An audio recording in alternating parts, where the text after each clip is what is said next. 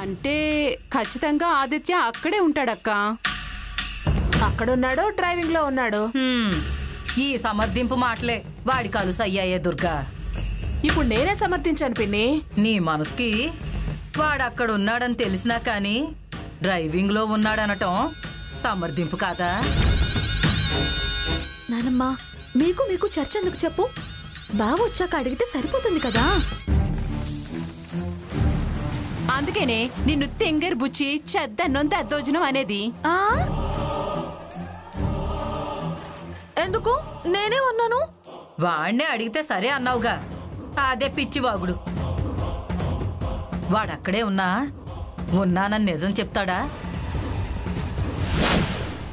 అక్క, నేను ఒక్కడుగు అలా వేసి చూసొస్తానుండు.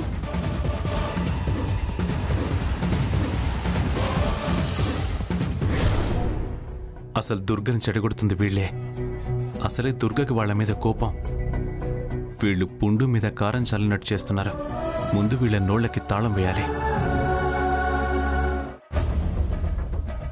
ఏరా, ఎందుకు ఫోన్ కట్ చేసావు? దగ్గరలోనే ఉన్నాను కదా, ఎలాగూ వస్తున్నాను కదా అని. ఇప్పుడు నేను మాట్లాడడం మంచిది కాదు. ముందు వాడిని ఏమడుగుతుందో వాడేం చెప్తాడో చూద్దాం. దగ్గరలో అంటే ఎక్కడున్నావు? ఎందుకమ్మా అంత గుచ్చి అడగడం? నేనేం చెప్తాననే కదా. నా పెళ్ళాం దగ్గరికి వెళ్ళా, మా అత్తారింట్లో ఉన్నానమ్మా. శభాష్ ఆదిత్య, భలే చెప్పావు. ఈ ధైర్యం ఇలాగే కంటిన్యూ చేయి. బావా నిజం చెప్పేశాడు అత్తయ్య. బావా, రేపటి నుంచి నీకు అబద్ధాలు చెప్పాల్సిన అవసరమే రాదు. ఏయ్, అబద్ధాలేంటి? ఎందుకు? అదే, నువ్వు తులసి ఇంటికి వెళ్ళినా కలిసినా ఎప్పుడూ ఏదో ఒకటి చెప్తూ ఉంటావు కదా. అది ఏ తులసి రేపు ఇంటికి వచ్చేస్తుందిగా, ఇంకా అబద్ధాల అవసరం ఏముంది అని. నువ్వాగ వెప్పించు మొద్దు. నేను పిచ్చి ముద్దును కాబట్టే దాని ఆటలు సాగుతున్నాయి. ఆ తులసి ఇంటికి వస్తుంది. నీ కర్మ ఎలా కాలి తగలబడితే రాకే ఏం చేస్తుందే? అక్క, నీకేమైందే? ఏం జను? ఎక్కడ చిన్నత్తయ్య? ఇంకెక్కడా? ఆ తులసి వాళ్ళ ఇంట్లో. ఏమైంది? ఎక్కే బండి దిగే బండి. బండేంటి? ఎక్కడం దిగడం ఏంటి? అయ్యో అక్క, కాపురానికి సారి కోసం పిండి వంటలు చేస్తున్నారేమో. అమ్మలక్కలు వెళ్తున్నారు వస్తున్నారు. ఇల్లంతా తెగ హడావిడిగా ఉందనుకో. పిండి వంటల ఘుమఘుమలు సూపర్ గా వస్తున్నాయి. నువ్వు వెళ్ళి లడ్డూల పాకం అరసల పాకం పట్టకపోయావా? నా అన్నం అన్నట్టు నా కర్మ కాలితే చిన్నత్తయ్య ఏంటి, నువ్వు వెళతావు. పళ్ళు రాల్తాయి. దాని కొంపకెళ్లాల్సిన కర్మ నాకేంటి? నీకే కర్మంతా నాది అంటున్నా. నువ్వు నన్ను అనడం అరవడం తప్ప అది ఏం చేసినా నువ్వు ఆపగలిగేది అనగలిగేది ఏముంది? అమ్మో, సిఐ గారు. నమస్తే సార్. మళ్ళీ డ్యూటీ ఏమైనా వేశారా సార్? ఇవాళ లేదు, కానీ రేపు ఉండొచ్చు. అలాగే సార్. నా బతుకు చెడ, రేపు డ్యూటీ ఉండొచ్చు అంట.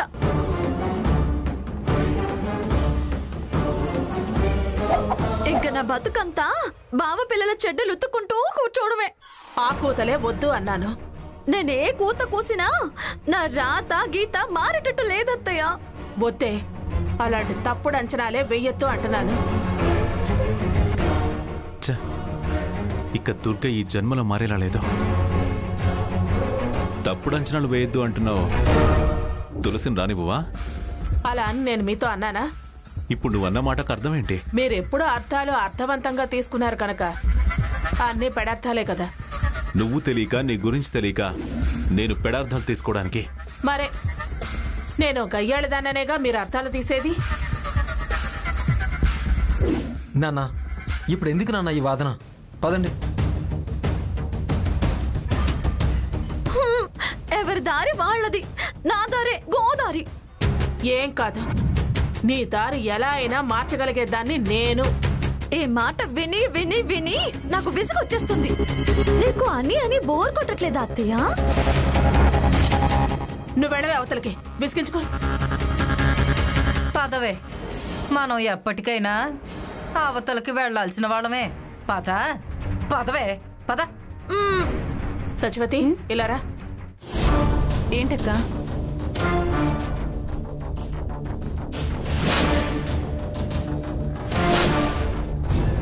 అలాగే అక్క, ఇంకా నాకు వదిలే, నేను చూసుకుంటాను కదా. వెళ్ళు.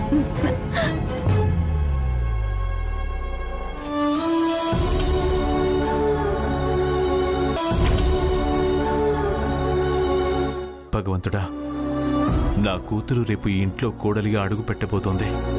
తులసిని కోడలిగా కాకుండా కూతురుగా ఆదరించి ప్రేమగా చూసుకునేలా దుర్గ మనసు మార్చు స్వామి. కూతురనే నిజం తెలిసి తల్లిగా ఆదరించేలా చేయి స్వామి. జన్మ జన్మలకు నీ దాసుణ్ణై నీ సేవ చేసుకుంటాను.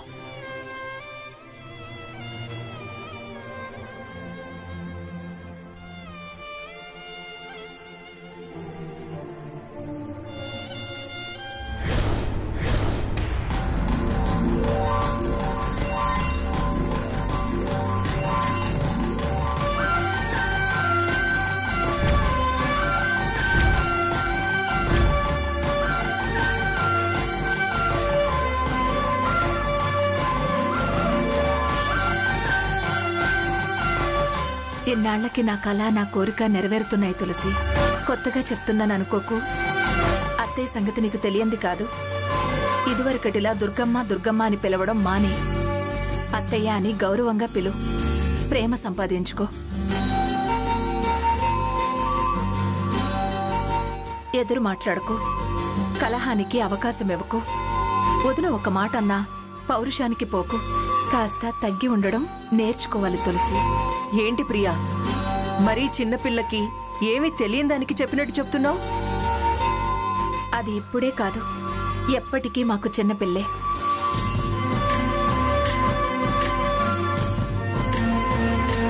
అది మమ్మల్ని అమ్మమ్మల్ని చేసినా నాన్నమ్మల్ని చేసినా మా అందరికీ చిన్నపిల్లే. తను తల్లైనా మాకు కూతురు కోడలే కదా. అమ్మా, నేను ఆదిత్యని ప్రేమించిన నాటి నుంచి చెప్తున్నాను, మీ సంతోషమే నాకు ముఖ్యం, మన రెండు కుటుంబాల మధ్య సఖ్యతే నా లక్ష్యం అని. నా అల్లరి అత్తింటి దాకా వెళ్ళనివ్వలే. మీకు మీ పెంపకానికి చెడ్డ పేరు రానివ్వను. ప్రేమలు పంచడానికి పెంచడానికే వెళుతున్నాను. దూరాలు దగ్గర కావాలనే కోరికతోనే వెళుతున్నాను. భోగభాగ్యాలు అనుభవించాలని నేను ఆశపడ్డలేదమ్మా. నీ సంగతి నాకు తెలియదా? గారాబంగా పెంచాం, స్వతంత్రం ఇచ్చాం కాబట్టి ఇక్కడ్లా అక్కడ ప్రవర్తించుకో. తల్లిగా చెప్పి పంపడం నా ధర్మం, మా బాధ్యత. అందుకే చెప్తున్నాను. తను మీకు అపవాదు రానివ్వదన్న నమ్మకం నాకుంది ప్రియా. ఎవరి నమ్మకాలు ఎలా ఉన్నా మా వదిన్ని నిదానంగా నెగ్గుకు రాగలగడం ముఖ్యం.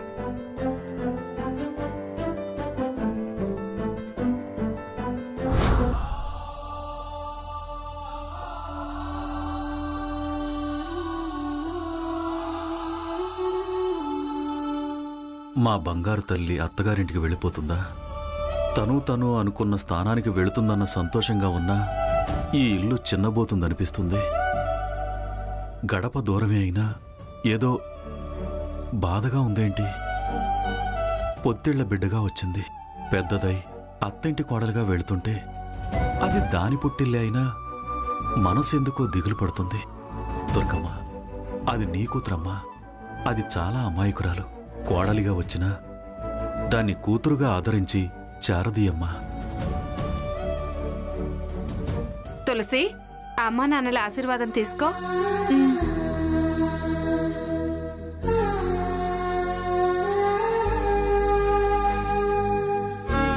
నిండు నూరేళ్లు పిల్లా పాపలతో చల్లగా వర్ధిల్లాలి తల్లి.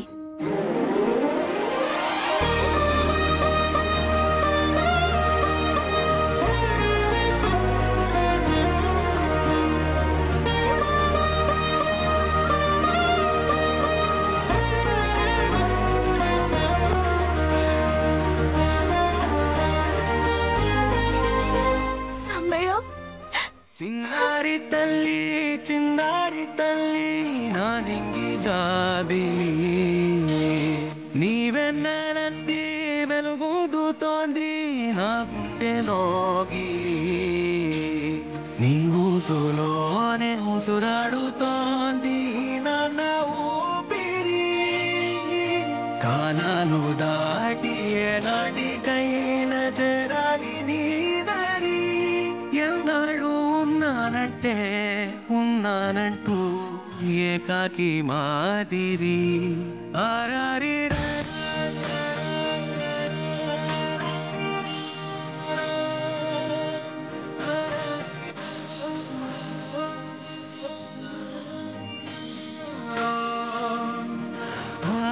మీరు ధైర్యంగా ఉండాలి కానీ చిన్నపిల్లలైపోతే ఎలా అన్నయ్య?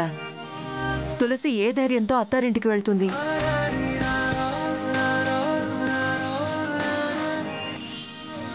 ఎప్పుడూ అదే మమ్మల్ని ఓదార్చవలసి.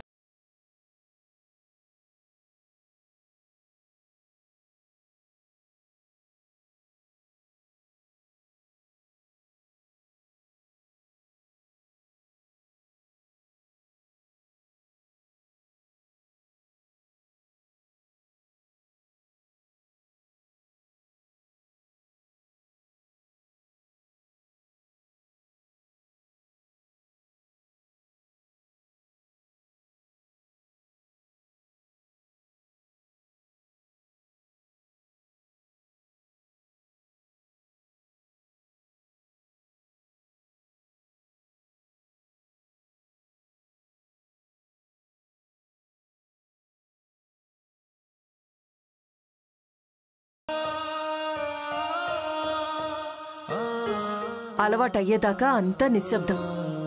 అది భరించడం చాలా కష్టం. మనసు కాస్త సమాధానపరచుకోండి. అయినా ఊరు వదిలి వెళ్తుందా, దేశం వదిలి వెళ్తుందా? పక్కనేగా. ఎప్పుడు చూడాలనుకుంటే అప్పుడు వెళ్ళి చూసి పలకరించి క్షేమ సమాచారాలు తెలుసుకోవచ్చు.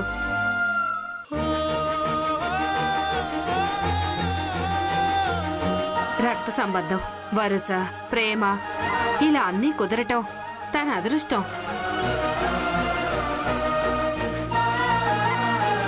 మురిసిపోవాలి కాని ఆ కన్నీళ్ళెందుకు ప్రియా?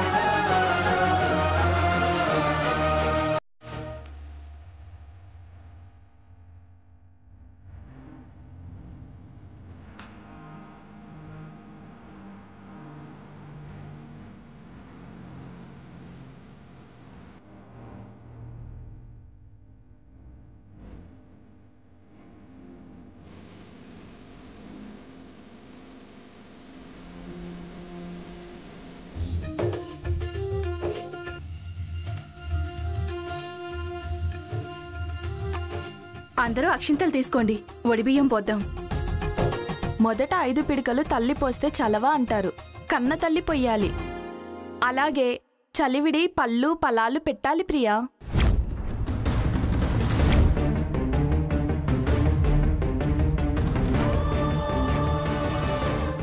కన్న తల్లి అంటున్నారు, వదినొస్తే బావుండు.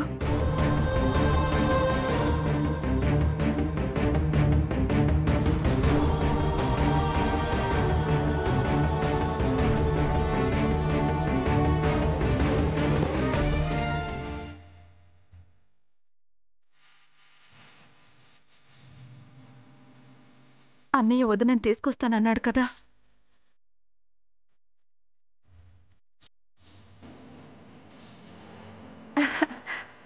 అన్నయ్య వదిన్ని తీసుకొస్తున్నాడు. అన్నయ్య వదిన వచ్చారనొచ్చుగా, తీసుకొస్తున్నారేంటి? కోర్టుకి అక్యూజ్డ్ని తీసుకొస్తున్నట్టు. దుర్గా, తను వస్తున్నాననే అంది. అబద్ధాలే కాక సమర్థింపులు కూడానా? అడుగు పెట్టగానే మొదలు పెట్టావా? నేనెక్కడ మొదలు పెట్టాను? తనంటేనే కదా నేను మొదలు పెట్టింది.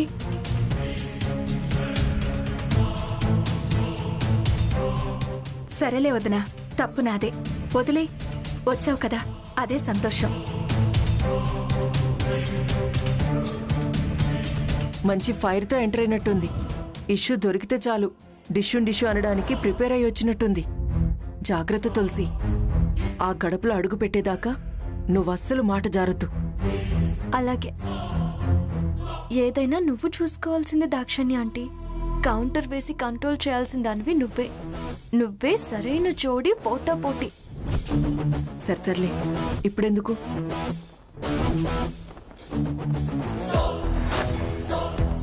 రావద్దనా బియ్యం పోయి. ముందు తల్లివి నువ్వు పోయి ప్రియా.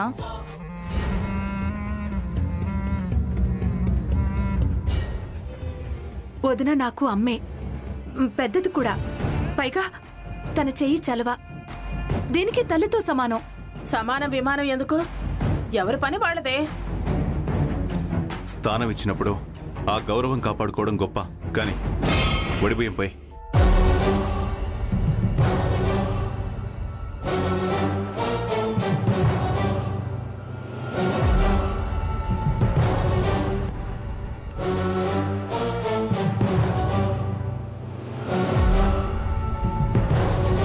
వెళ్ళు దుర్గా.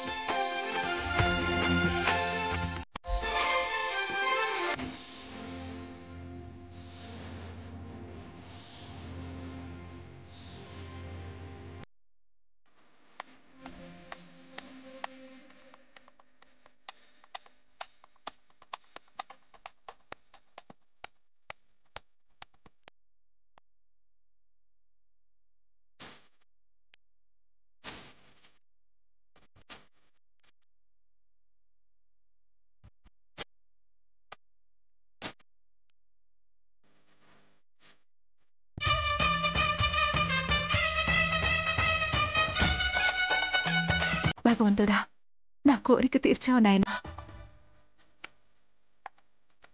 ప్రియా,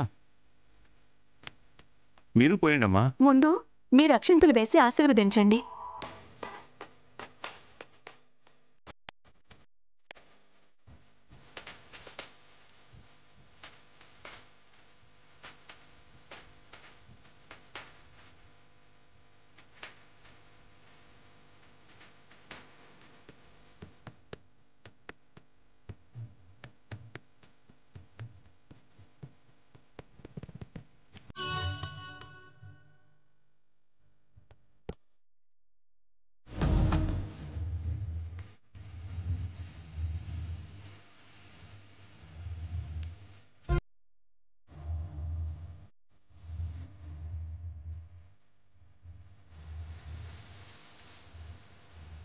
ఇవిగో.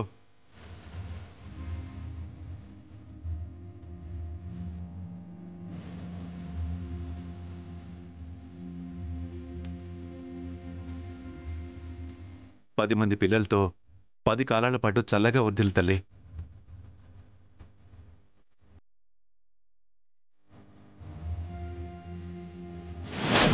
బలిపీఠం ఎక్కబోయే మేకపిల్లల భలే ఉన్నావే. నీ భవిష్యత్తును తలుచుకుంటే జాలేస్తోంది. మీ ఆశ చూస్తుంటే నవ్వొస్తోంది. చాలా దీవించినట్టున్నావు. అది కోడలుగా నా పెత్తనంలోకి రాబోతోందిగా, అందుకే అంతలా దీవించాల్సి వచ్చింది. ఏమని దీవించావేంటి? మీరేం దీవించారు? నేను అందరికీ వినపడేలాగే దీవించాను. నేను దానికి మాత్రమే వినపడేలా దీవించానండి.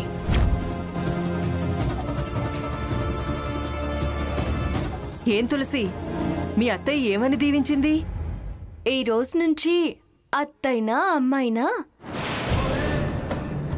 నేనే, కూతురైనా కోడలువైనా నువ్వే. మన మధ్య ఎలాంటి అత్త కోడళ్ళ పట్టింపులు లేకుండా, మీ భార్యాభర్తల మధ్య అరిమరికలు లేకుండా కలిసిమెలిసి కలకాలం బతకాలి అని.